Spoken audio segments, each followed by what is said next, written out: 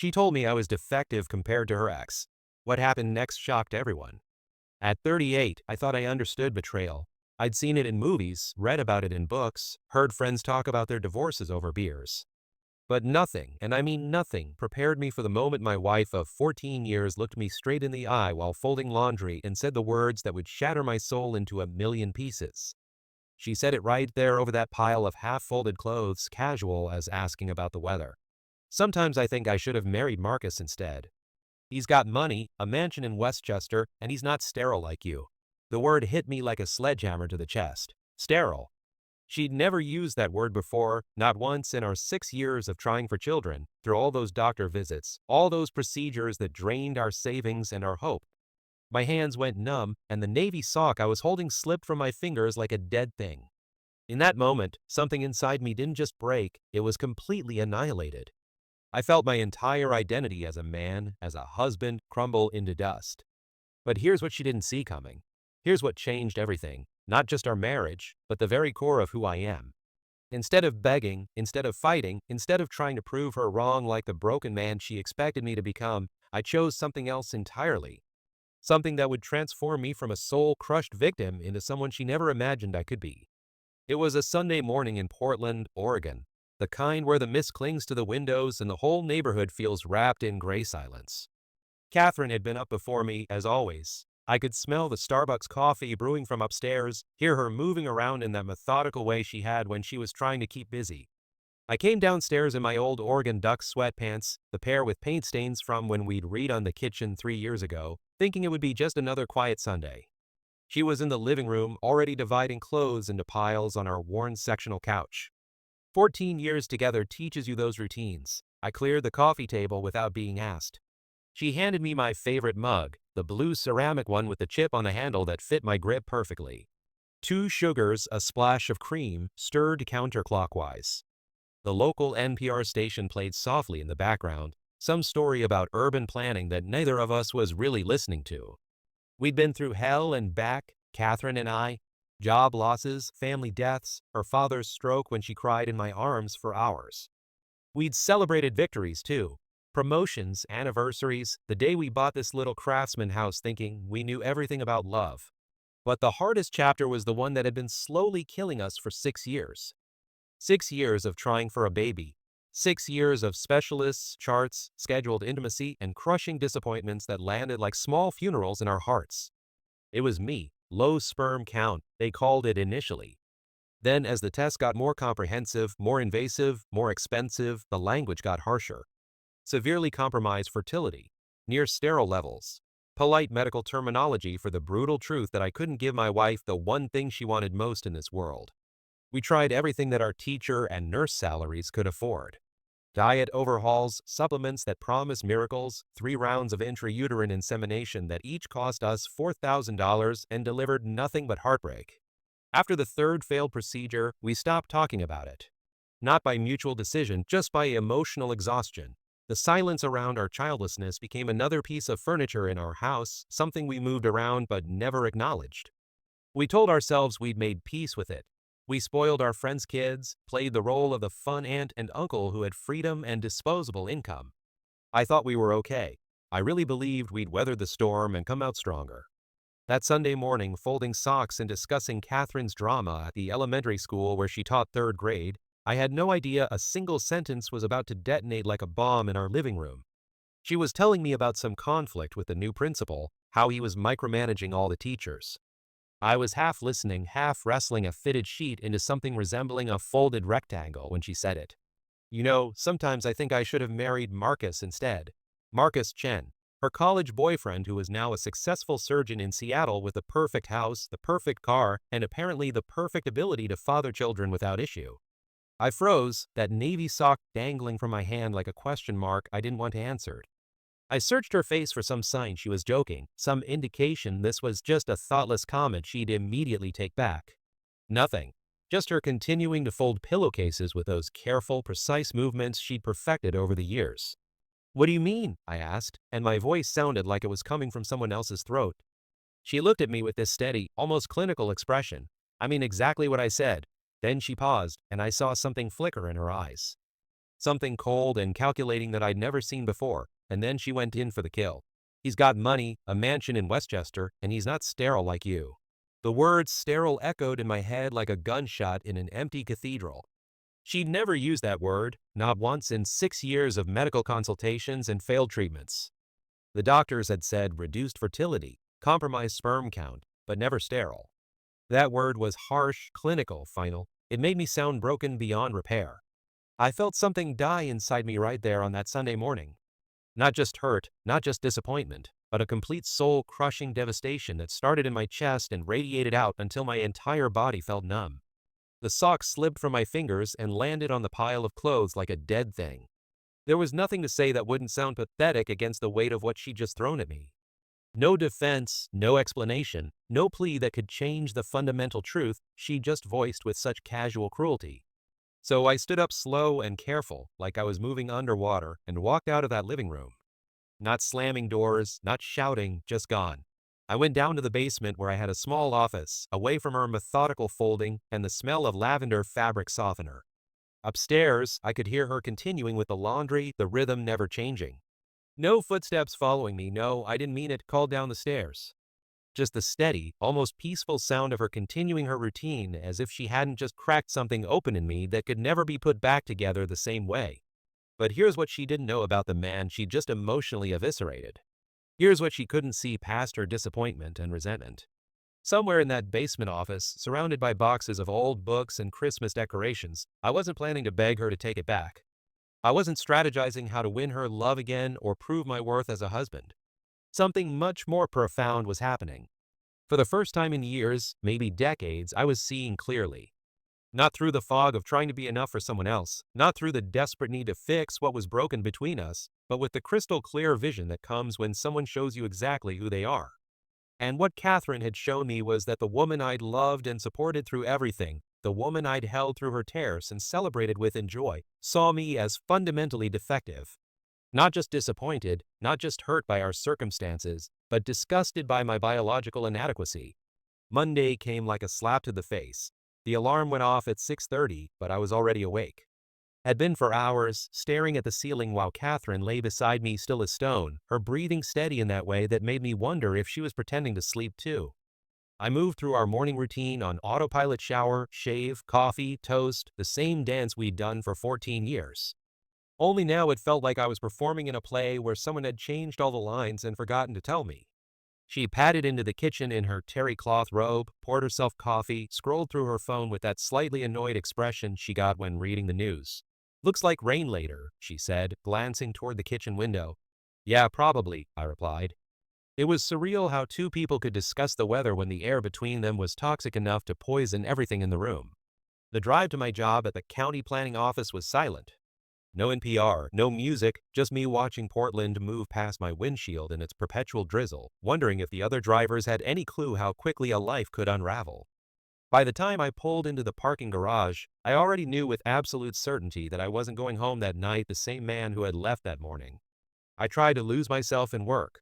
Zoning applications, permit reviews, phone calls with contractors who always wanted exceptions to building codes. Anything to drown out Catherine's voice replaying in my head. But every 20 minutes or so, the words would surface again. "He's not sterile like you." Over and over until they stopped being words and became a steady, dull throb behind my eyes like a migraine made of shame. Sarah Williams, my colleague in the next cubicle, noticed something was wrong by lunchtime. She's got radar for this kind of thing, probably from raising 3 teenagers on her own after her divorce. "You okay, David?" she asked, leaning against my cubicle wall with a cup of coffee that smelled like vanilla. "You seem like you're somewhere else today." I forced what I hoped looked like a normal smile. "Just tired. Didn't sleep great." She didn't push, which I appreciated. Sarah's good that way, offering support without prying. "Well, if you need to talk or anything," she said, letting it hang in the air like a safety net I wasn't ready to use yet. The rest of the day crawled by like time was moving through thick honey. Every task felt monumentally difficult, every phone call like I was speaking a foreign language. I kept checking the clock, not because I wanted to go home, but because the thought of walking through that front door felt like something I needed to prepare for emotionally, like suiting up for battle. At 5 o'clock, I didn't rush out like usual. I sat in my Honda Civic in the garage for 15 full minutes, staring at the concrete wall, trying to figure out how to act normal in a house that no longer felt like home. When I finally pulled into our driveway, everything looked exactly the same. The little vegetable garden Catherine had planted last spring, the porch swing we bought at a Labor Day sale, the welcome friends mat smiling up from the doorstep with its cheerful yellow sunflowers. But it all felt wrong, like I was an actor walking onto a set where the script had changed, but nobody told me what my new lines were supposed to be. Inside, Catherine was at the stove stirring something that smelled like her famous chicken and rice casserole. She smiled when she saw me, the same smile she'd given me for 14 years. But now it felt like a mask covering something I didn't want to identify.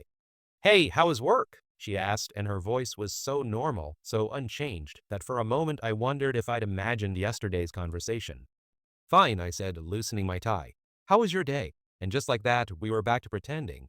We ate dinner making small talk about her students, my zoning cases, some news story she'd read online about traffic improvements downtown. All the while, yesterday's sentence sat between us at the table, invisible but enormous, like a dead body we were both politely ignoring. That night in bed, I stared at the ceiling long after Catherine had fallen asleep or pretended to. The word sterile still echoed in my head, but now it was joined by everything else she'd meant by saying it. Not just that I couldn't give her children, but that I was somehow less than Marcus, less than what she deserved, fundamentally broken in a way that made her question the last 14 years of her life. Lying there in the dark, I thought back to when it all started, about 9 years into our marriage when we decided we were ready for kids. We were both in our late 20s, financially stable enough to think about expanding our family. Catherine went off birth control. We assumed it would happen naturally, like it seemed to for everyone else we knew. When months passed without success, we told ourselves to be patient. After a year of trying, Catherine's doctor suggested we both get tested. "Just routine," she'd said. "Nothing to worry about." I still remember the Thursday afternoon Dr. Martinez called me at work. I ducked into an empty conference room, expecting a quick conversation about normal results. Instead, his voice was careful, measured. "David, your sperm count is significantly below normal range. Not impossible to conceive naturally, but highly unlikely without medical intervention." I stared at a whiteboard covered with someone else's project timeline, feeling like the floor had shifted under my feet. That night, Catherine had Thai takeout waiting when I got home. She listened while I explained what the doctor had said, squeezed my hand, and said, "Okay, now we know what we're dealing with. We'll figure this out together." And we tried. God, we tried everything our combined teacher and nurse salaries could afford. We overhauled our diets, cut out alcohol completely, spent hundreds on supplements that came in bottles promising miracles. We scheduled our lives around ovulation charts, turned intimacy into a clinical procedure tracked on calendars. 3 rounds of intrauterine insemination, each one a carefully timed, medically choreographed event that cost us our entire vacation budget and delivered nothing but heartbreak. The worst part wasn't the physical procedures or the financial strain. It was watching Catherine scroll past pregnancy announcements on Facebook with that distant, hollow expression. It was catching her staring at pregnant women in the grocery store checkout line with a look of pure longing that made my chest ache. It was the growing certainty that I was failing her in the most fundamental way a husband could fail, that if she'd chosen differently, if she'd stayed with Marcus or found someone else, her life would be full of the children she desperately wanted. After the third failed IUI, we just stopped talking about it. Not by conscious decision, just by emotional exhaustion. We told friends and family we were taking a break from treatments, but really we were taking a break from hope. We threw ourselves into other things: work, home improvement projects, weekend trips to the coast that felt more like running away than relaxing. I thought we'd found a new equilibrium, a way to be happy even without children. Looking back now, I realize Catherine never made peace with it the way I thought she had. She'd just buried her resentment deep enough that I couldn't see it festering. Until yesterday morning, when it erupted with a cruelty that left me questioning everything I thought I knew about the woman I'd married. But here's what happened next. Here's the moment that changed not just the trajectory of our marriage, but the entire course of my life. Instead of spiraling into self-pity, instead of trying to win her back or prove my worth, I made a choice that surprised even me. Tuesday morning, I woke up and looked at Catherine still sleeping beside me, her hair spread across the pillow like it had been for 14 years, and I felt nothing. Not love, not hate, not even sadness. Just a clear, clean emptiness where my desperation to save our marriage used to live. I got up quietly, made coffee, and sat at our kitchen table with a legal pad. At the top of the page, I wrote new life plan, not save marriage plan or win Catherine back strategy. I wrote down practical things. Find apartment, open separate bank account, contact lawyer. But underneath those logistics, something much more profound was happening.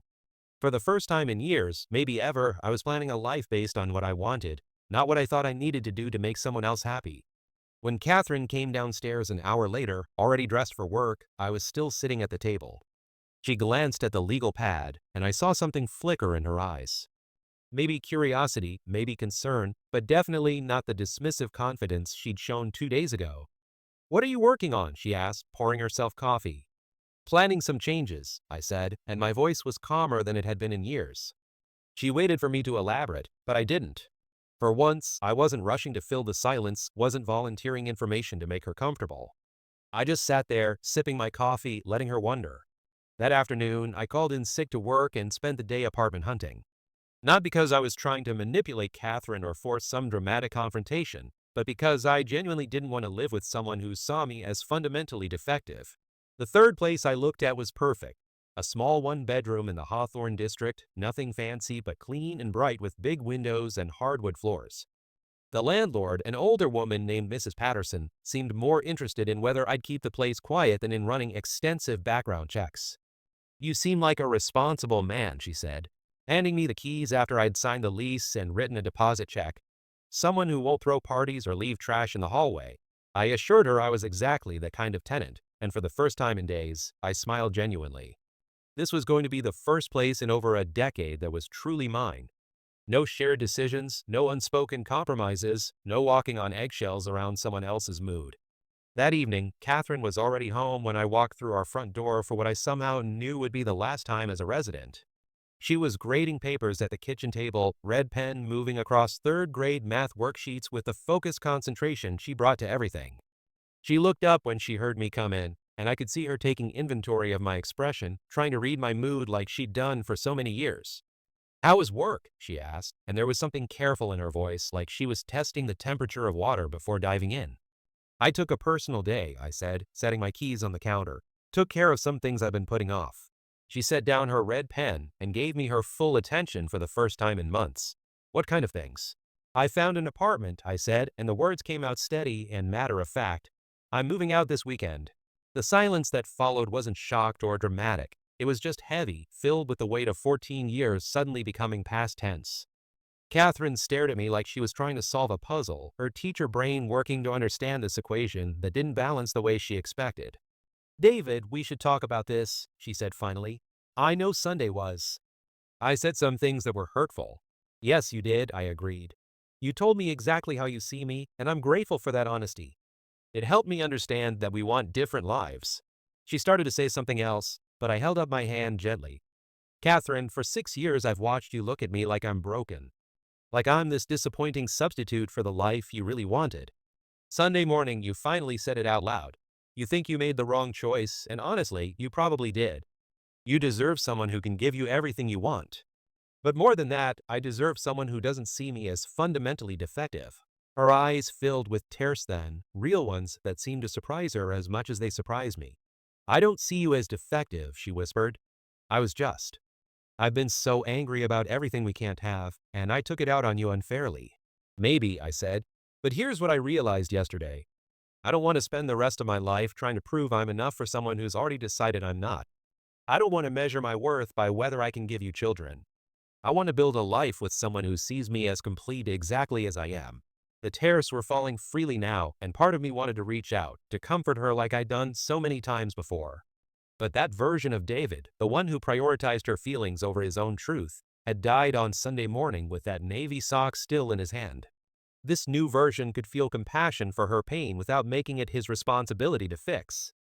I went upstairs and packed a single suitcase, just enough for a few days while I figured out the logistics of extracting my life from hers. When I came back downstairs, she was still sitting at the kitchen table, but the math papers were forgotten. She looked up at me with red-rimmed eyes and asked, "Is this really what you want?"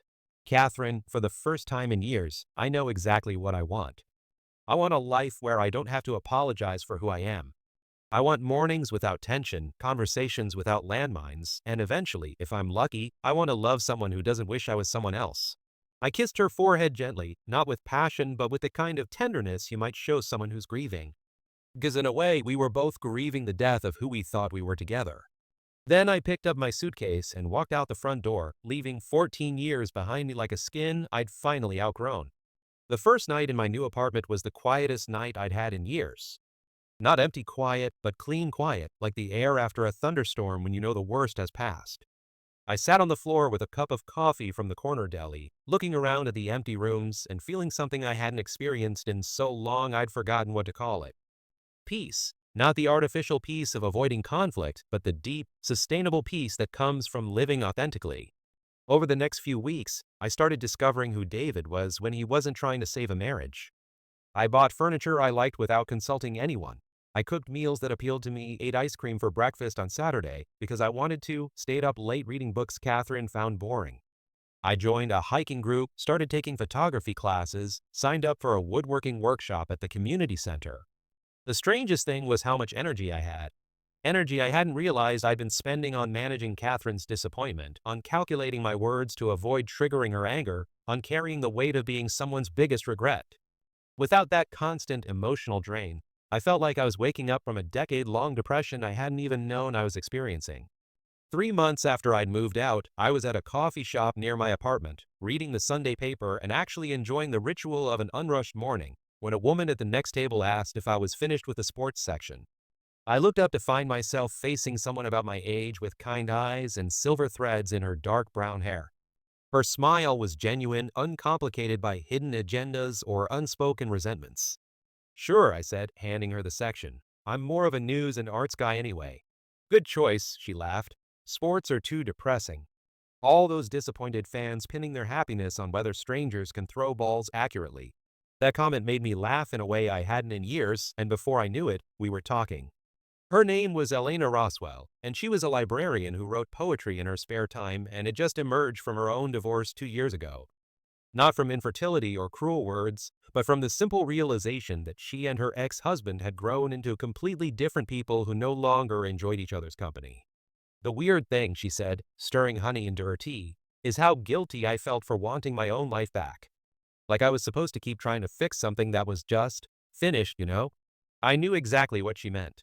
We talked for 3 hours that Sunday morning, not because we were trying to impress each other or because there was romantic tension, but because it was the first conversation I'd had in years where I didn't have to edit myself. I could tell her about my photography class, my woodworking projects, my genuine excitement about learning to make furniture with my own hands, and she listened with real interest, not polite tolerance. When we finally said goodbye, she mentioned that she was part of a hiking group that met Saturday mornings. Nothing too strenuous, she said. Just people who like being outdoors and don't take themselves too seriously. You seem like you might fit in. That Saturday, I met Elena and her friends at the trailhead for a moderate 5-mile hike through Forest Park. The group was an eclectic mix of teachers, retirees, a few professionals like me who discovered that they actually enjoyed physical challenges. We hiked and talked and stopped for photos when the view was particularly stunning. Nobody asked invasive questions about my divorce or offered unsolicited advice about my love life. They just accepted me as the guy who was learning photography and could identify various types of Northwest trees. For the first time in my adult life, I wasn't somebody's disappointing husband or somebody's fertility problem. I was just David, the guy who made surprisingly good trail mix and told decent jokes about city planning regulations.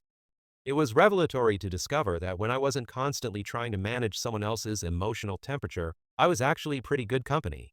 6 months after leaving Catherine, I was a completely different man.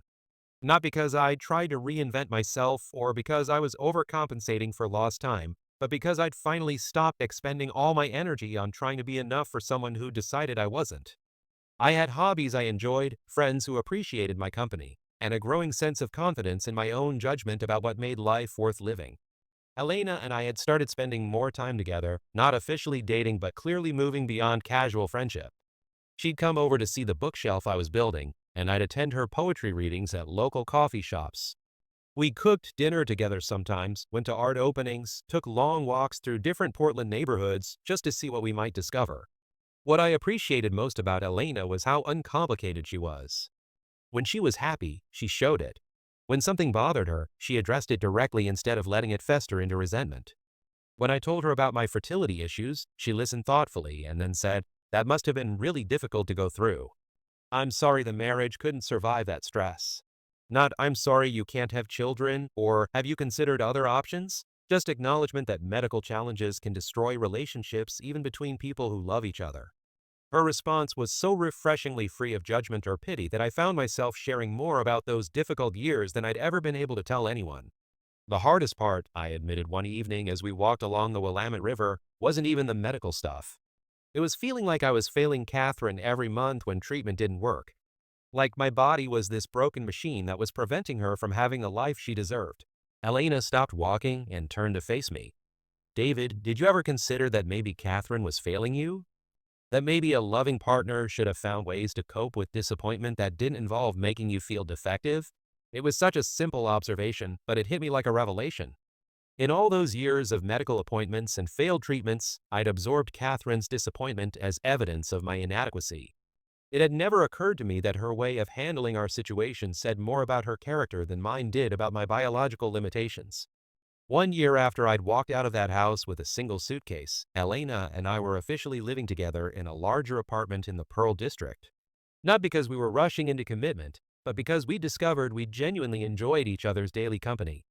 We were both past the age where we needed to play games or pretend to be someone we weren't to win affection. Our life together was everything my marriage to Catherine had never been: easy, supportive, filled with laughter and shared interests. Elena loved my woodworking projects and often helped me sand furniture while we listened to podcasts. I attended her poetry readings and had learned enough about verse structure to offer meaningful feedback on her work. We hiked every weekend, traveled to small towns just to explore their museums and local restaurants, and settled into the kind of comfortable domestic rhythm I'd always imagined was possible, but had never experienced. The most profound difference was how Elena saw my fertility issues. She'd never wanted children herself, had always been career-focused, and enjoyed her independence too much to be interested in parenthood. When I initially worried that my medical history might be a problem for her, she looked at me like I was speaking a foreign language. "David, I'm 41 years old," she said. "I chose not to have children because I prefer my life without them. Your fertility status is completely irrelevant to whether we're compatible." Her matter-of-fact tone was like a balm to wounds I'd carried for so many years that I'd forgotten they were still tender. 2 years after leaving Catherine, I was sitting in my favorite coffee shop on a Sunday morning when I saw a familiar figure across the room. Catherine, looking thinner than I remembered, her hair shorter, sitting alone at a corner table with a stack of papers that looked like schoolwork. She glanced up and our eyes met across the crowded room. For a moment, I felt that old familiar tug of responsibility, the impulse to go over and ask how she was doing, to somehow take care of her emotional state the way I'd done for 14 years. But it was just a moment. The new David, the one who'd learned to prioritize his own emotional health, simply nodded politely and returned to his newspaper. A few minutes later, Catherine appeared at my table. "Hi, David," she said softly. "Could I sit down for a minute?" I gestured to the empty chair, curious but not anxious about what she might want to say. She looked older, more tired than I remembered, and there was something fragile in her posture that suggested the last 2 years hadn't been particularly kind to her. "I've been wanting to apologize," she began, twisting her wedding ring around her finger, a nervous habit I'd forgotten she had. "For what I said that morning. For how cruel I was. I was angry at the situation, at life not turning out the way I planned, and I took it out on you in the most hurtful way possible." I sipped my coffee and waited for her to continue. 2 years ago, this apology would have meant everything to me. Now it felt like something that belonged to a different lifetime. "I've been in therapy," she continued, "trying to understand why I became so bitter, why I couldn't see that you were suffering too. Dr. Henderson helped me realize that I was treating you like the enemy instead of my partner, like you'd chosen to disappoint me instead of being disappointed alongside me." Her eyes filled with tears as she talked, and I could see she was genuinely remorseful. But I also noticed something else. She was still making our fertility struggles about her disappointment, her therapy, her journey toward understanding. Even in apologizing, she was centering herself in the story. "I appreciate you saying that, Catherine," I said finally. "I know those were difficult years for both of us." She leaned forward slightly, hope flickering in her expression. "David, I wonder if we could try again. I'm different now. I understand things about myself that I didn't before. Maybe we could go to counseling together, work through all the pain I caused." I looked at this woman I'd loved for so many years, this person who'd shared my bed and my dreams and my daily routines, and felt a deep sadness for both of us. Sadness for the time we'd wasted trying to force something that was never quite right, for the damage we'd done to each other in our frustration and disappointment. Catherine, I'm glad you're working on yourself, I said gently. I really am. But I'm not the same person who lived in that house with you. I've built a different life, one that fits me better. I'm with someone who sees me as complete exactly as I am. Her face crumpled slightly, and I could see her processing the reality that the David who'd once organized his entire existence around her needs was permanently gone. Are you happy? She asked finally. Yes, I said, and it was the most honest word I'd spoken in years. I'm really, truly happy. She nodded slowly, wiping her eyes with a napkin. I'm glad, she said, and I think she meant it. You deserve that. After she left, I sat in that coffee shop for another hour, not because I was processing complicated emotions about seeing my ex-wife, but because it was a beautiful Sunday morning, and I had nowhere I needed to be except exactly where I was. For the first time since our divorce, I felt genuine compassion for Catherine without any urge to rescue her from her loneliness or take responsibility for her healing process. That evening, Elena and I cooked dinner together in our kitchen, the radio playing jazz while we prepared salmon and roasted vegetables. I told her about running into Catherine, about the apology and the request for reconciliation. Elena listened thoughtfully while she chopped carrots, not jealous or threatened but simply interested in this piece of my history. How did it feel seeing her again? She asked. Sad, I said. But not for me. Sad for who we were together, for how much time we spent trying to fix something that was just wrong from the beginning. Elena paused in her chopping and looked at me with that direct gaze I'd grown to love. You know what I think the difference is between your marriage and what we have? What's that? Catherine fell in love with who she thought you could become. I fell in love with exactly who you are right now. That night, as we lay in bed talking about plans for the next weekend, I thought about the journey from that Sunday morning with the Navy sock to this Sunday evening with salmon and jazz and a woman who saw my fertility issues as irrelevant biographical information rather than evidence of fundamental inadequacy. The transformation hadn't happened overnight, and it hadn't happened because I tried to become someone different. It had happened because I'd finally stopped trying to convince someone that I was worthy of love and started living like I already was. The most profound change wasn't in my circumstances, but in my relationship with myself. I'd gone from being a man who defined his worth by his ability to make someone else happy to being a man who understood that his happiness was his own responsibility. 3 years after that devastating Sunday morning, I was working in my garage workshop on a dining table commission, the smell of cedar shavings and wood stain filling the air when my phone rang. It was Sarah from my old job at the planning office. We'd stayed in touch sporadically since I'd left to start my custom furniture business. David, you sound like a completely different person, she said after we talked for a few minutes about my new business and her latest projects. I mean that in the best possible way. You sound, I don't know, like you're finally living your actual life instead of someone else's version of what your life should be. She was right. The man who'd once spent his days reviewing zoning permits and his evenings trying to manage his wife's disappointment had been replaced by someone I barely recognized but deeply respected. I woke up every morning excited about the piece of furniture I was creating, the grain of wood I'd be working with, the client whose vision I'd be bringing to life.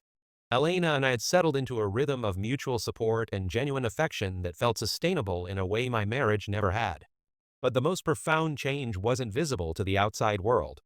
It was internal, cellular almost. I no longer carried the weight of being someone's fundamental disappointment. I'd learned the difference between loving someone and organizing your entire existence around their approval. I discovered that self-respect wasn't something you earned by convincing other people you were worthy, but something you claimed by refusing to accept treatment that suggested you weren't. The woodworking had become more than a hobby, it had become a meditation on creation and patience. When you're working with your hands, shaping something beautiful from raw materials, you can't rush the process. Wood has its own integrity, its own grain and character that you have to respect. You can't force it to become something it's not fundamentally designed to be. The metaphor wasn't lost on me. Elena often worked in the workshop with me, not building furniture but writing poetry while I sanded and measured and cut. She'd look up from her notebook sometimes and watch me work with an expression of such genuine appreciation that it still surprised me. Not because she was impressed by my skills, though she was, but because she could see how much joy the work brought me. You know what I love about watching you build things? She said one Saturday afternoon as I was putting finishing touches on a cherry wood bookshelf. You're not trying to prove anything to anyone. You're just creating something beautiful because it makes you happy to do it. That's when it hit me. For most of my adult life, everything I'd done had been performed for an audience of one. Catherine's approval or disapproval had been the measuring stick for every decision, from career choices to weekend plans to how I spent my free time. I'd been living like an actor playing the role of David instead of actually being him. Elena had never asked me to be anything other than exactly who I was. She didn't need me to compensate for perceived inadequacies or prove my worth through constant achievement. She loved my terrible jokes, my obsession with perfectly smooth sanding, my tendency to read 3 books simultaneously. She saw my fertility issues as an interesting piece of medical history, like having had your appendix removed or breaking your arm in childhood, completely irrelevant to who I was as a person. 4 years after that Sunday morning, Elena and I decided to get married. Not because we needed legal recognition to validate our relationship, but because we wanted to celebrate publicly what we'd built together. The wedding was small, held in the backyard of our new house, surrounded by the friends we'd made hiking and the furniture I'd built and the life we'd created from mutual respect and genuine affection. Catherine wasn't invited, obviously, but I thought about her during the ceremony. Not with lingering sadness or unfinished business, but with gratitude. Her cruelty had been the catalyst for the most important transformation of my life. By telling me exactly how defective she found me, she'd forced me to confront a fundamental question. Was I going to spend my life trying to prove her wrong, or was I going to build a life where her opinion was irrelevant? I'd chosen irrelevance, and it had made all the difference. My wedding vows to Elena were the most honest words I'd ever spoken publicly. I promised to love her exactly as she was, not as I hoped she might become. I promised to build a life with her based on who we actually were, not who we thought we should be. Most importantly, I promised never to ask her to complete me because I'd finally learned that I was already whole. As we danced that evening to a jazz quartet playing in our backyard, surrounded by people who knew and appreciated the real versions of ourselves, I thought about the man I'd been 5 years ago. The one holding that navy sock while his world crumbled around him. I felt enormous compassion for him, but no desire to trade places with him. That version of David had believed that love meant accepting whatever treatment someone offered, that loyalty meant sacrificing your self-respect to preserve a relationship, that being a good husband meant absorbing your partner's disappointment until it became your identity. This version of David understood that real love requires 2 whole people choosing each other, not one person trying to fill the gaps in someone else's happiness. The most unexpected part of this transformation was how it had changed my relationship with the idea of children. For years, my fertility issues had felt like the defining limitation of my life, the reason I couldn't give Catherine what she wanted most. But living with Elena, I discovered that there were many ways to create meaning and leave a legacy that had nothing to do with biological reproduction. The furniture I built would outlast me, sitting in families' homes for generations. The young people I'd started mentoring in woodworking would carry forward techniques and approaches I'd taught them. The life Elena and I had built together was its own kind of creation, a work of art that demonstrated what was possible when 2 people respected each other's fundamental completeness. Sometimes people asked if I ever regretted not having children, and I'd realized that the question no longer carried any emotional charge. It was like asking if I regretted not becoming a professional athlete or a concert pianist. Those were paths that weren't available to me, either because of biological limitations or because I'd made different choices. But they weren't losses, they were just different stories than the one I was actually living. The story I was living, it turned out, was better than any I could have imagined when I was trying to save a marriage built on the foundation of my perceived inadequacy. Elena and I traveled to places Catherine had never wanted to visit. We hosted dinner parties where conversation flowed easily because nobody was walking on eggshells. We created traditions that reflected our actual values rather than someone else's expectations. 5 years after that devastating Sunday morning, I received an unexpected letter. Catherine had tracked down my new address, probably through mutual acquaintances, and written to tell me she was getting remarried. To a colleague at her school, someone she described as kind and patient and ready for the family life I've always wanted. The letter was clearly meant to communicate that she'd found happiness, perhaps to reassure me that her life had worked out despite our failed marriage. But what struck me most was how little I felt upon reading it. No jealousy, no vindication, no complicated emotions about whether her new partner could give her children. Just a mild sense of satisfaction that we'd both found partners who could appreciate who we actually were. I showed the letter to Elena over breakfast, and she read it with the same mild interest she might have shown for news about a former colleague's promotion. I'm glad she found someone who wants the same thing she does, Elena said, handing the letter back to me. That's how it should work.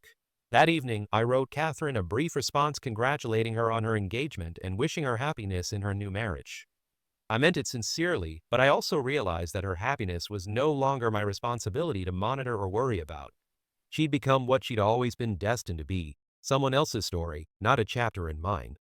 The man who'd stood in that living room holding a navy sock while his wife casually destroyed his sense of self-worth could never have imagined this outcome. He'd been focused on saving what was already dead, on proving his adequacy to someone who decided he was lacking.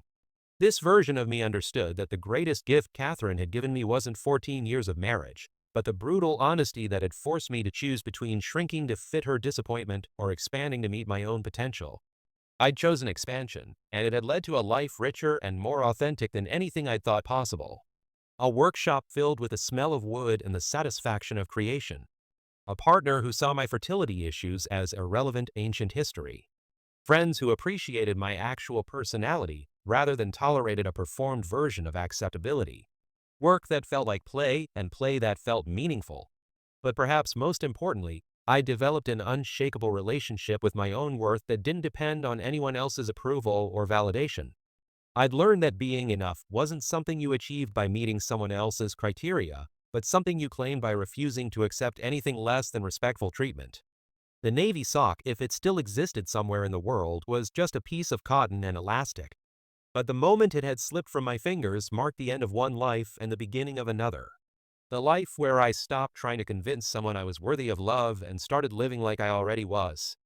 Where I stopped organizing my existence around someone else's disappointment and started building something that reflected my own values and interests and dreams. That transformation, from soul-crushed victim to genuinely fulfilled human being, didn't happen because I tried to become someone different. It happened because I'd finally stopped trying to be someone else's version of acceptable and started being my own version of complete. And that, more than any revenge or vindication, was the sweetest victory of all.